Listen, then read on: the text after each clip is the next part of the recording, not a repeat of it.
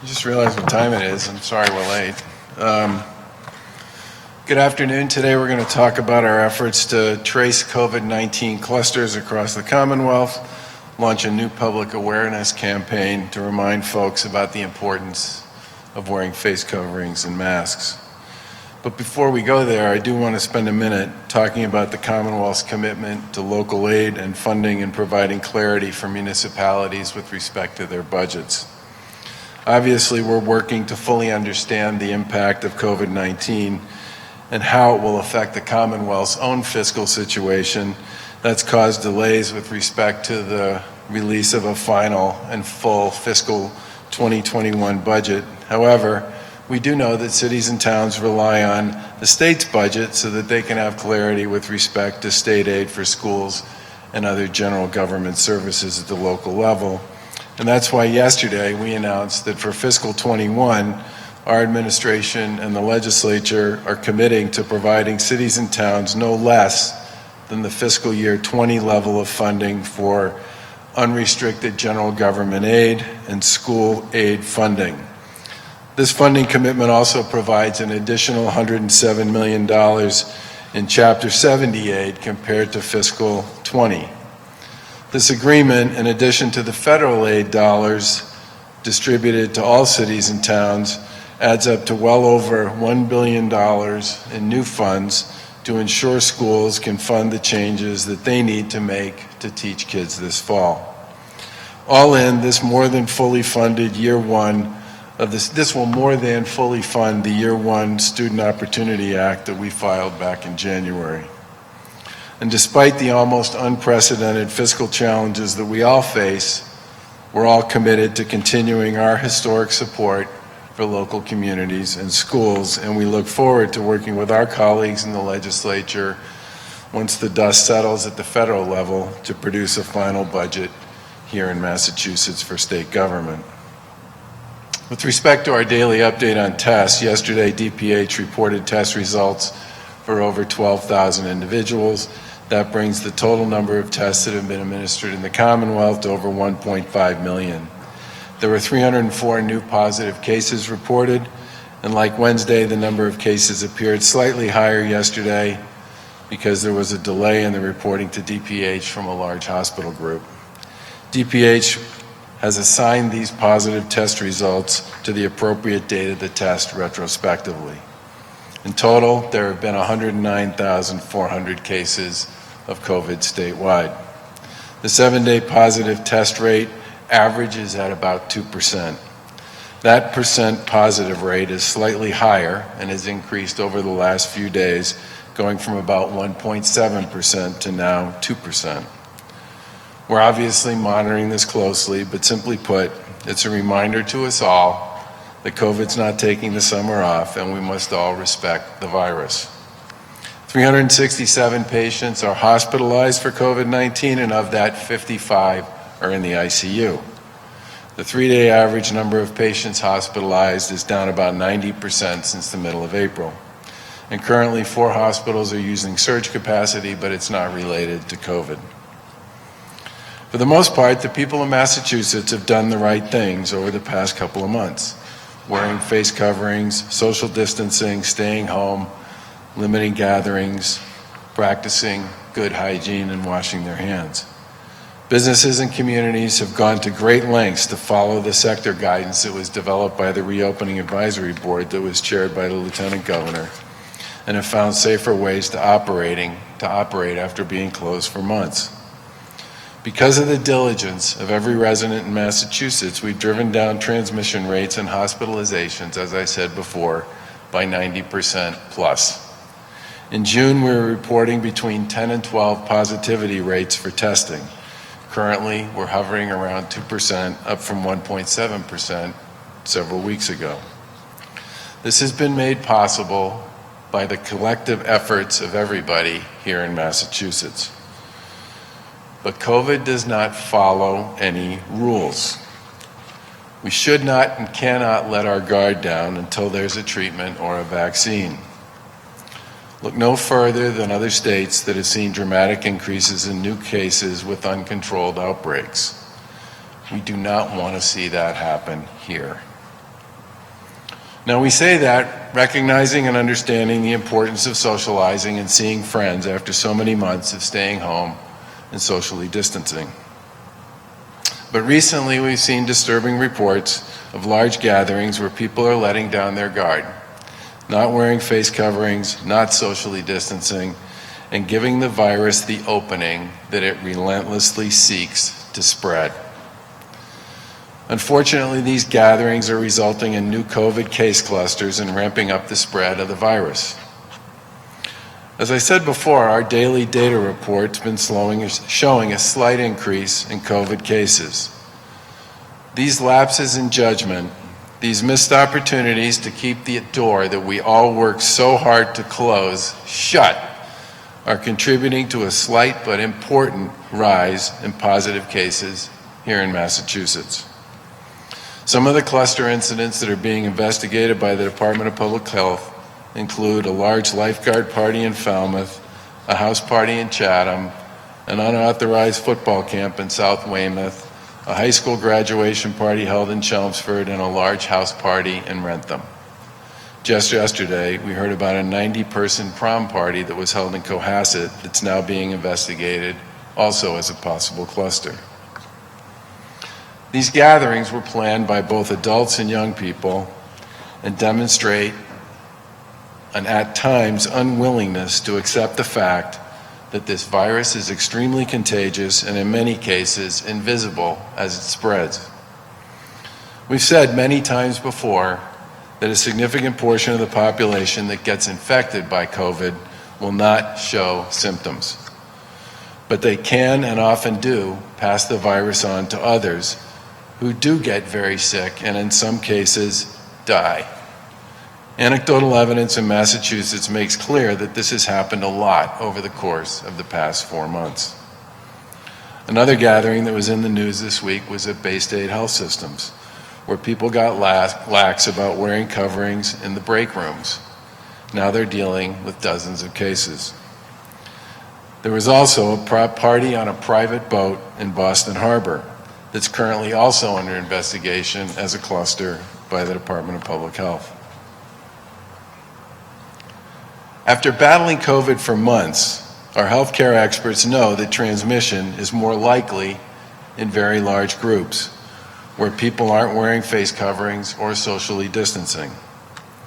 This behavior dramatically increases the likelihood of COVID-19 infecting other people, and this virus can, and in many cases does, take off like wildfire. The situations I just recapped are a recipe for disaster and need to stop if we want to continue to reopen and get back to a new normal in everybody's lives here in Massachusetts. Things are definitely different because of the virus, but there's a responsible way to gather with loved ones and to celebrate important milestones. People need to do their part to protect their families, their friends, their neighbors, and their communities. If you're having an event outside or inside and can't social distance, wear a face covering. The evidence on this is clear. Face coverings stop the spread. Don't share food or drinks, and use common sense. Our current guidance limits indoor gatherings to no more than 25 people. It took us a long time in Massachusetts to get to the point where folks could plan small gatherings to celebrate birthdays, graduations, weddings, and other special events. To visit loved ones in senior care facilities was shut down for almost 4 months. As I said before, I didn't see my dad for over 100 days. But if we continue to see a rise in new cases and changes in our public health data, we'll have to consider a number of options, including reducing the gathering size back down to a smaller number. People also need to be responsible about traveling. Last week we announced that on August 1st, the Commonwealth will have a new travel order for all visitors and returning residents. Folks arriving in Massachusetts from any state that's not been deemed lower risk for COVID-19 will be required to complete a travel form and quarantine for 14 days.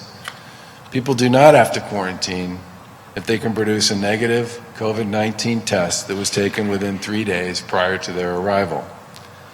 The new order also applies to Massachusetts residents that are returning from out of state from high-risk states. Those who don't comply can be fined up to $500 per day.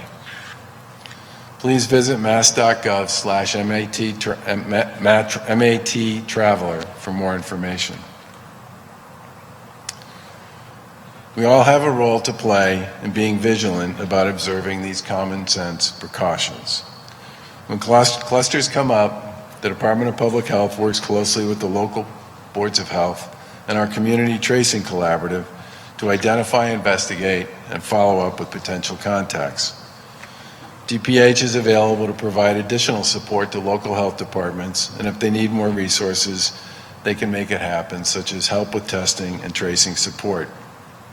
Contact tracers with local health departments and the community tracing collaborative are working around the clock to reach out to these contacts and provide them with information and support about how they can safely isolate themselves.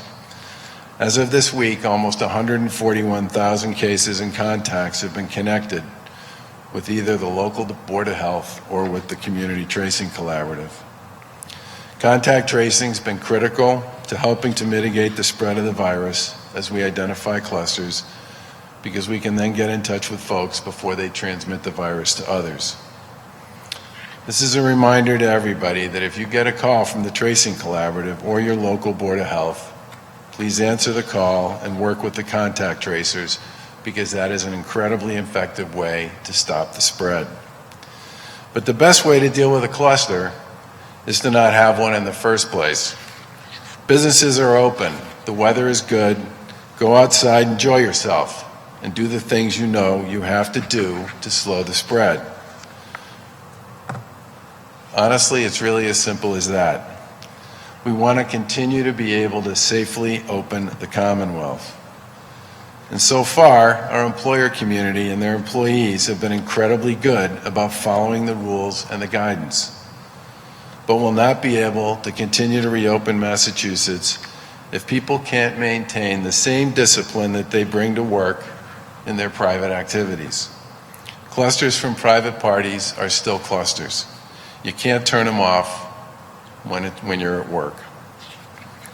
As we talked about before, masks and face coverings are among the most important tools we have to fight COVID-19. This virus is transmitted from person to person primarily through our noses and our mouths. And the way we stop that transmission is by wearing masks, socially distancing, and washing our hands. Wearing masks helps protect you, but it also helps protect those around you, like your friends and family and neighbors. Back in May, we issued an order requiring people to wear face coverings when they're in public and unable to maintain a safe social distance.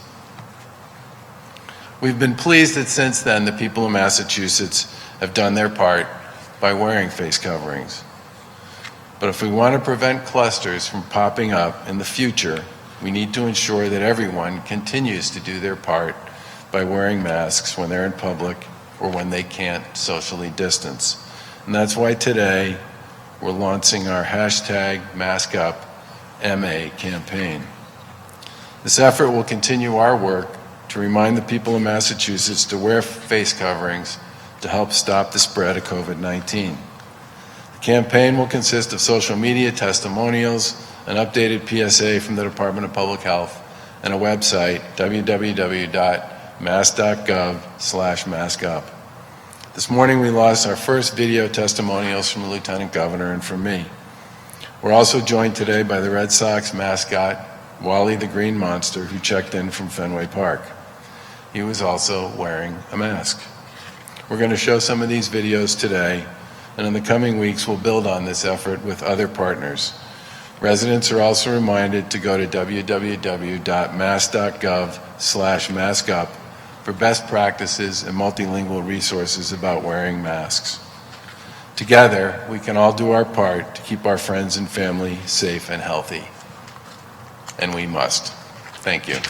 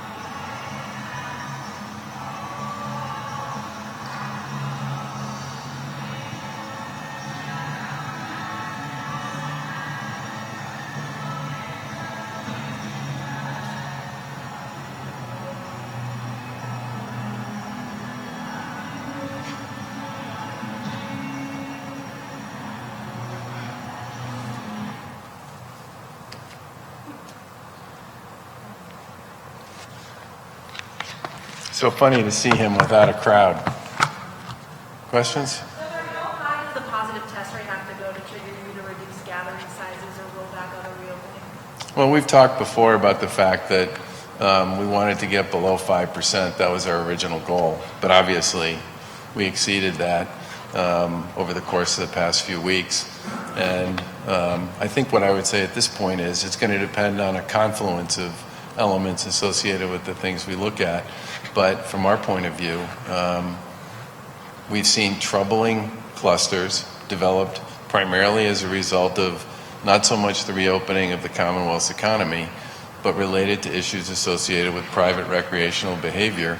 And I think from our point of view, if we continue to see rises in positive test rates, we're going to have to make some changes. Governor, we heard from Mayor Walsh today regarding schools. Still no decision for Boston schools. We know school districts are giving their proposals, at least within the meeting.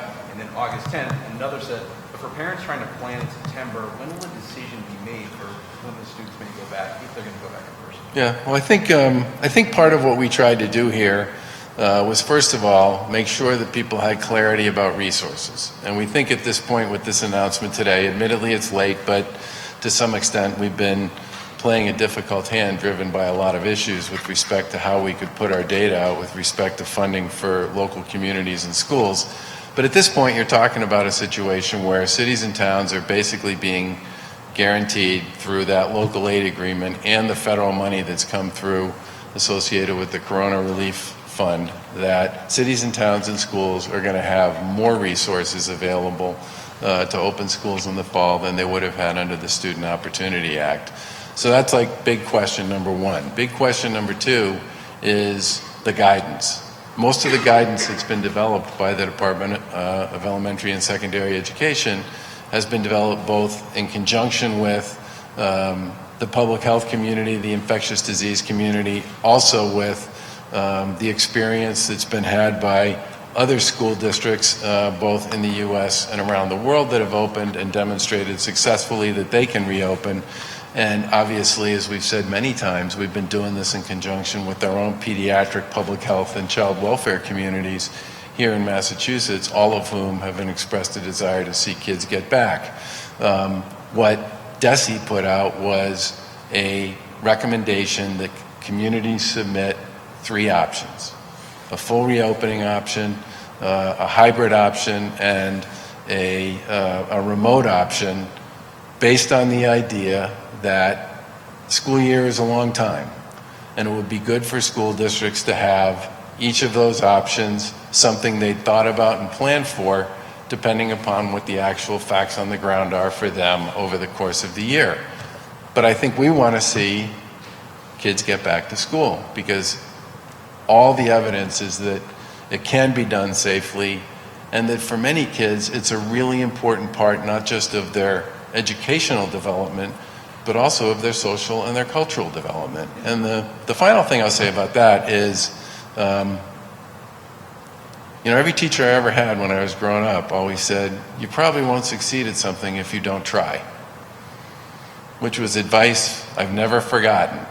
And I think at this point, the resources are there, the guidance is there, the experience in many other places is there, and what we should hope and anticipate is that the grown-ups will do all we can, working together to give kids a chance to have the experience that the pediatric community, the public health community, and others believe is the most important experience for them, which is a chance to go back to school. And to use those other 2 approaches if they become necessary based on, again, facts on the ground in those communities. Jesse told me today that it's going to be up to those school committees what form of school, what it looks like for each particular district. But we know that you shut down schools statewide back in March. What would it take from a health data standpoint for you to not allow students to go back physically in the fall? With a statewide positive test rate of 2%, and I think a handful of really small districts that are over 5 at this point, I think Massachusetts is as well positioned as anybody to pursue a strategy to try to get kids back to school, especially with the support and guidance we've gotten from the public health and pediatrician community and from others.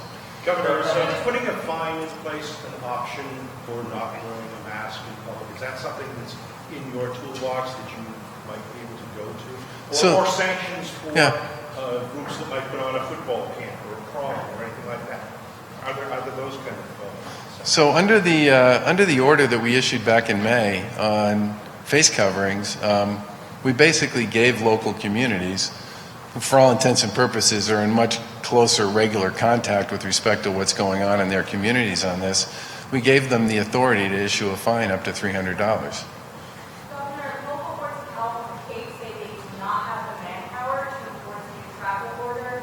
How do you expect to do this? Are there any plans for the state to provide additional resources starting this weekend? That's the first I've heard of that. So we'll certainly, and we were actually on a call with them this morning. So we'll certainly reach out to them. And if there are particular ones that you think we need to speak to, you should just tell us offline who they are, and we'll call them. Governor, you said that you manage tracking and monitoring people who would travel to Massachusetts, let's say, on the highway from a state that's not yours. Yeah, the highway, the roadways are obviously a different circumstance than the airports and the train stations. And the states that I would describe as sort of those that are contiguous to us, plus New Jersey and New York, which is where most of the automobile traffic comes from, all for the most part have positive test rates that are pretty similar to ours. Our big concern here was more about what I would describe as sort of folks from the Sun Belt and some of those other areas where you have positive test rates that are north of 10 and 11, 12%. Or folks coming from some of the areas in the middle and the far west part of the country where they also have positive test rates that are significantly above that. And the vast majority of the traffic coming from there is coming by plane. I will say this, the travel form website has had over 1 million hits since we put it up, and there are 8,000 people so far who have filled out the form. Already, yeah. You said these COVID clusters in several communities that are being investigated. So could these groups potentially face fines or be cited in some way? I don't think there's a fining process associated with that type of these are private recreational behaviors. I mean, those are the sorts of things that you would hope people would bring the same discipline to that they bring to with respect to their, days at work, or their trip to the grocery store, or whatever other circumstance or situation they find themselves in, where people do tend to wear face coverings and to socially distance. Governor, do these clusters involve younger people at parties, and if so, how do those of us with a few gray hairs get through to the 20 to 25-year-olds? Do you want to speak to this? Because it really hasn't seemed to us that this is just about the kids. It really hasn't. Do you want to talk? As one of those gray haired people. Many of the parties are actually organized by adults and kids. So the prom parties in someone's backyard has been organized by and attended to as same number of adults as it is young folks. So the message that the governor is conveying is to both adults who are responsible for organizing the parties in their backyards and their private gatherings, as well as to the youth, that there are ways to celebrate these important milestones of high school graduations and other events, but do it responsibly. You can wear masks, don't share food, don't share drink, right? Don't do the buffet, and celebrate these milestones. So it is really the messages to adults as well as to young folks that you can have a good summer, you can celebrate these milestones, but we need to do it responsibly in order to continue to drive down the numbers in Massachusetts for us to continue to reopen everything. And you're saying these parties and these gatherings in these communities that you cited are responsible for an uptick in COVID-19 cases in those communities? So what we're saying is what we are seeing is it is a contributing factor. Likewise, you're seeing the number of cases increase as well as our positive test rate. And we've seen a number of clusters over the past few weeks emerge that need to be investigated as potential clusters. And as you know from a cluster, if I use the informal or unauthorized football camp, that involves 17 communities where there are kids. So imagine if there are multiple folks who then test positive and the potential of the spread of the transmission of the disease. Have you traced any cases back to that camp? Or Yes. You have? Not me personally. Yes. Cluster investigation is detective work. It's public health detective work. So someone tests positive, you ask where they were, then it connects to other people. So yes, there's been, and a cluster is really two individuals who are not like connected, like married or living in the same household, if you would, right? But they're connected to an event or a place. And that is what then starts a public health investigation into a cluster. And yes, in the case of the informal, illegal, unauthorized football camp, it is several individuals who have tested positive now. And what about the other gatherings that you said? Have you been able to trace back to those as well? So the ones that the governor has mentioned in his remarks are active public health investigations of clusters of which there's been more than one individual tested positive. Yep. Secretary, Yep. Governor, and what? Okay, he's governor. For both of you. At what point with the daily number of cases and the positive test rate, at what number do you think where this really starts to be more concerning? So I am concerned because we have done such an amazing job in Massachusetts of being vigilant and driving down both our positive test rates, our overall cases, our overall hospitalization rates, any metric you want to use. Number of people in ICUs, number of people who've recovered. So the fact that we were at 1.7% positive test rate for a period of about, I think, 10 days in July, I have my notes right in front of me, about 10 days, and then we've just started to see, and it's a trend, it's a slow creep. And so what we're saying is we want the slow creep to stop and start trending back down. And I think the fact that we're talking about this today is we have the ability in Massachusetts, because we've demonstrated that ability, to drive it down. And that's really the message today. And we know face coverings are effective as very much a part of that tool. And we want to remind people to wear face coverings when in public and social gatherings and the like. I don't know. The governor may have. We do agree this is a tough ask because New England winters are horrible. People live through the summer. It's like 2 or 3 months where they really get to live, let their hair down, and have some fun. So culturally, it's difficult for us, right? I think, I think a lot of things associated with the changes people have had to make and the way they live to deal with COVID are difficult. I think, but I guess what I would say is for me, this all goes back to some of my earliest conversations with some of my friends and colleagues in the healthcare community. It seems like a really long time ago, but in March and April,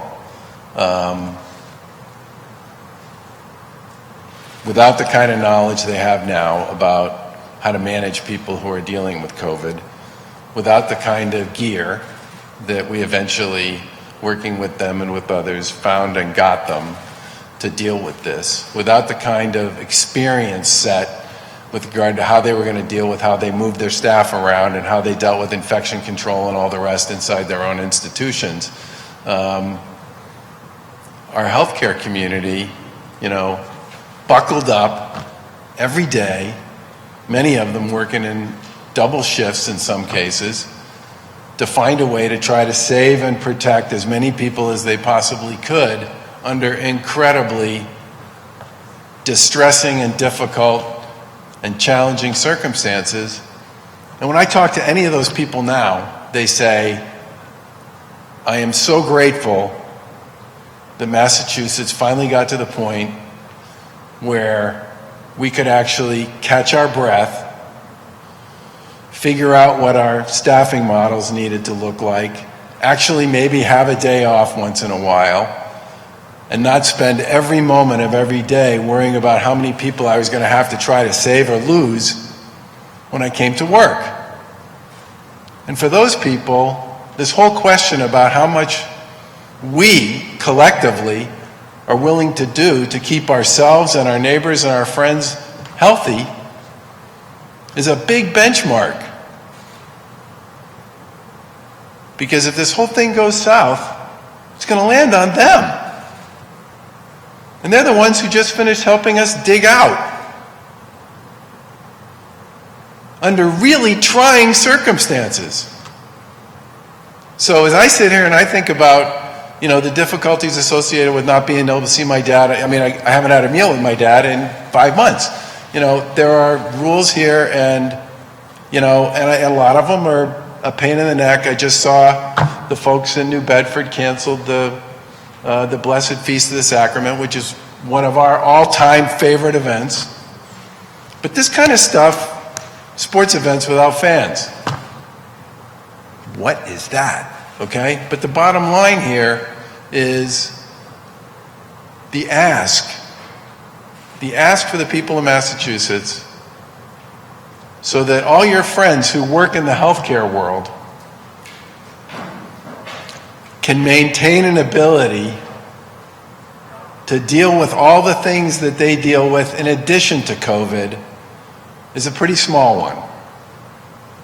It's wear a face covering if you can't distance.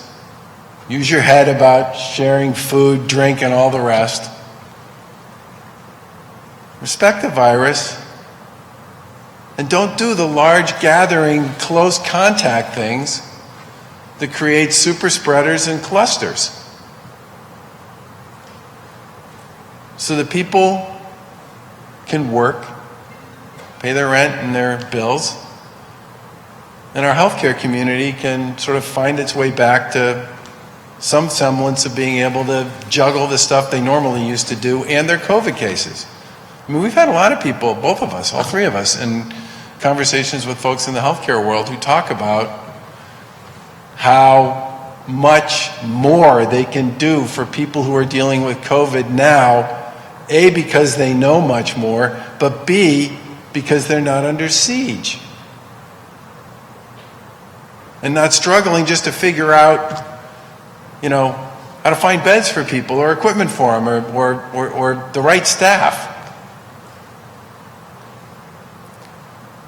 So, and I guess I would just ask people to think about it through that lens, because to me, those are your friends and neighbors. They did save a lot of people's lives. And more than anybody else, they're rooting for all of us to do the right things to manage the spread, so that we don't put them back in the same kind of situation they found themselves in March and in April. It's Commonwealth on September 13th, about 6 weeks from Sunday. Have you been approached by the Patriots and the NFL about a plan that they're floating to put about 20% spectators in the fan, it would be about 13,000? Have they presented something to you guys? Have you been approached, and if you have, are you inclined to approve such a plan? We did receive a very thorough presentation from the managers of the facilities at Gillette.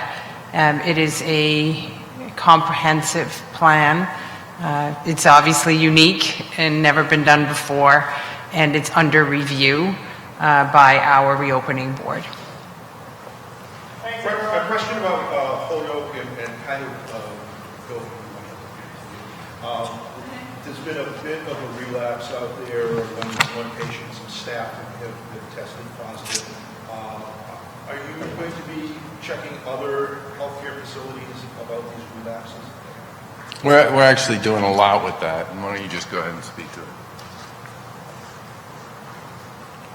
So I don't know if I would characterize it as a relapse. I would say that what happened at the Holyoke Soldiers Home and the veteran who had symptoms of COVID-like symptoms, the staff responded exactly the way we'd want them to respond. They responded swiftly. He tested positive. He was transferred to acute medical facility, hospital, where he's continuing to be treated, and he's subsequently tested negative. He was on a recovery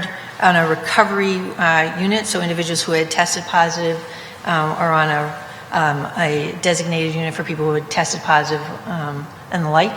His roommate has tested negative, and all the staff and the residents have been retested, and 7 staff have tested positive.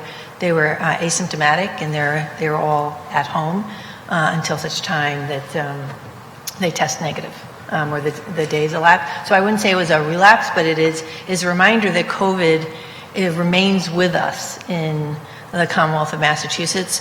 As of July 19th, we have retested the skilled nursing facilities, and again, as part of our ongoing surveillance of congregate care facilities. There's a very active program, not just for skilled nursing facilities, but other congregate care facilities in Massachusetts, which would include things like group homes, our large public mental health facilities, DD facilities, and the like.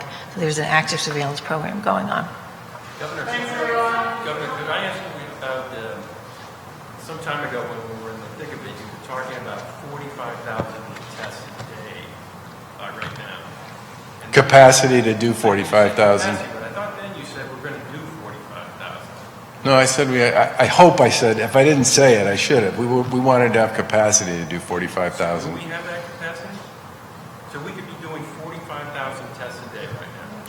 If we had 45,000 people's worth of tests to do. I will say this, I think when the colleges come back and they're all expected to have very comprehensive programs around infection control, testing, and all the rest, I do think when they come back, you'll see a very big increase in the daily test rates in Massachusetts. So all that federal money, you've spent it already? Oh, no, we've probably encumbered around 40 million of the 374. Governor, on this budget, are you in agreement on a 3-month interim budget to take us through October? I think that's the only choice I've got at this point.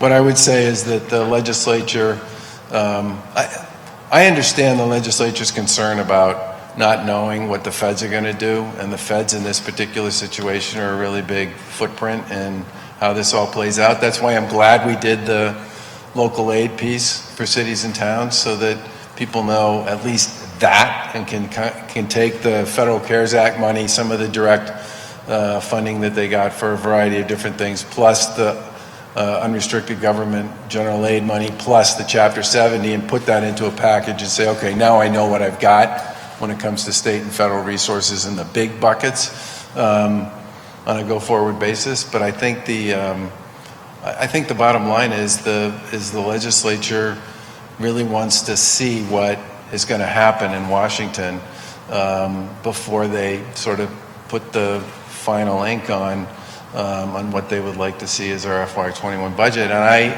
I'm sympathetic to that, and I think that's probably at this point in time